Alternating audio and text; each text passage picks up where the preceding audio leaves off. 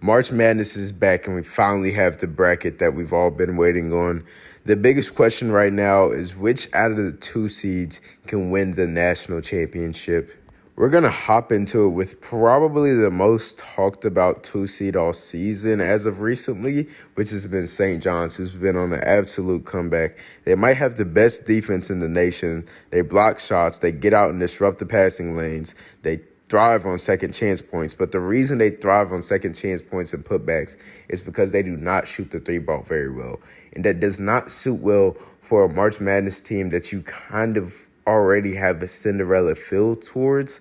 And it also doesn't help that they might have the roughest stretch out of all the 4-2 seeds, which will be Texas Tech.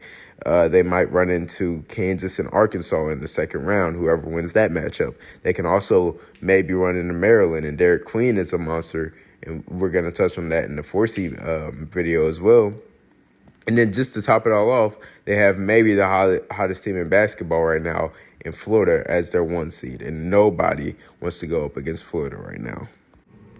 Next, let's talk about the most battle-tested, which may be Michigan State. Michigan State has been through the ringer this year. They've been up, they've been down, but it's a Tom Izzo team in March, and you can never, ever count them out. Yes, they have Iowa State and Auburn as their 3 seed and their 1 seed, but it's a Tom Izzo team. They have Jaden Akins, who averages 12.7 on the season. They have Jace Richardson, who is an absolute star, and he's heating up at the right time of the season.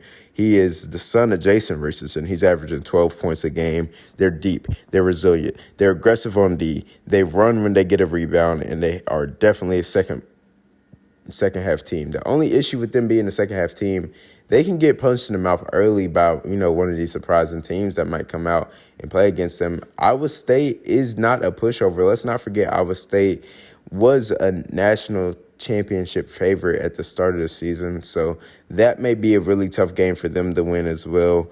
They have wins over Maryland, Purdue, Wisconsin, UNC. They've also lost to Wisconsin very recently. They also lost to Kansas.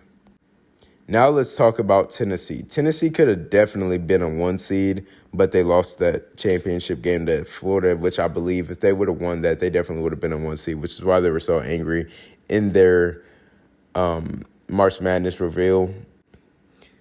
But don't let that fool you. They're going to take a chip on their back through March. They are one of the best defensive in the nation. They're strong against the 3.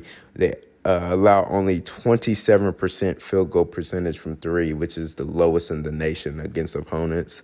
They block shots. They have Chaz Lanier leading the offensive entourage with 17.9 points a game. They have Zakai Ziegler, who we all know and love, who is 13.5 points a game on the season. They're 2-1 against Florida, so they're up in the series against Florida, who we all know, again, is one of the hottest, best teams, and they split with Auburn, the number 1 overall seed. So they definitely can beat anybody at any point in the season.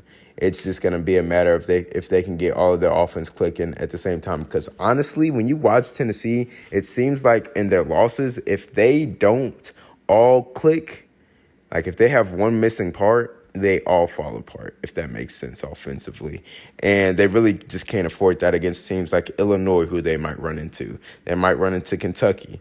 And also, Houston is their 1 seed. Houston and a Tennessee matchup will be a very interesting game to watch because they're going to beat each other to death. Next, let's talk about maybe the best offense in the nation, which is Alabama. Alabama has pretty much the best offense in the nation, but they have Grant Nelson lingering with the injury right now, and that's not what they need right now. Grant Nelson is their big man, North Dakota transfer that averages 11.8 points a game and really holds down the paint as well. I mean, he's not the greatest defensively anyways, but it definitely doesn't help that he's out.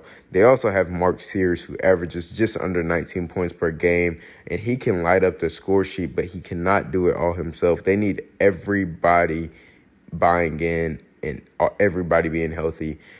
Alabama leans on the fact that they're the fastest tempo in the bracket right now. They make 10.4 threes a game. So they're going to shoot the ball. They're going to knock them down. You just have to try to keep up with them. If you can keep up with Alabama and make it a close game, you might be able to walk out of one with an upset. They do turn over the ball a lot. They get in a lot of foul trouble. And that's really where a lot of their losses come on the season. Their road isn't the easiest as well. They can run into St. Mary's in the second round. St. Mary's is a dangerous team, a dangerous 7 seed. They can run into Wisconsin as well, and definitely they can run into Duke in the Elite Eight. And that's really where their run may come to an end. I don't really see a way that they beat Duke, especially if Grant Nelson isn't healthy. If they can't get Grant Nelson healthy, I don't see a way that they can even make it that far. With that being said, let me give you my predictions on who will go the farthest and who will go the shortest out of the 1 seeds. First, the first 2 seed I think is going to lose is Alabama.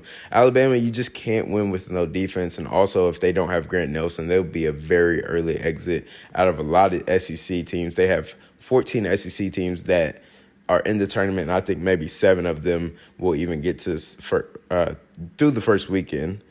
Next, I think St. John's. St. John's, they may not be ready. They're a little overrated right now because their offense, to me, I think their offense is a big struggle. They can't knock down the 3, and they're going up against a lot of high-powered teams. And Texas Tech, they could play Maryland. They could play Arkansas or Kansas, who can always come out there and play them. The way St. John's plays, they play with a tempo that just keeps them in the game, and Rick Pitino outcoaches the other coach at the end of the game, and that's just not a formula that's going to work for you every single game. However, Rick Pitino has got it done before, so you can never count them out. Next is one of my favorites. I really like this Michigan State team, but they just don't have the road that Tennessee would have to get to the Final Four. I like Tennessee's road. I don't think they'll struggle with Kentucky. I don't think they'll struggle with Illinois. They'll get after Illinois in defense and take Illinois out of their game. And then if they punch Houston in the mouth first, if they get out and they come out and play very aggressive against Houston and beat Houston at their own game, that's not a difficult game for them to win. So they can definitely get to the Final Four. And depending on the matchups, I believe that Tennessee can be a national championship team and finally get that national championship that they've been looking for years. Thanks again for watching, and if you don't mind, please subscribe and leave a like, and let us know in the comments who you think is the favorite out of these 2 seeds to win the national championship in 2025.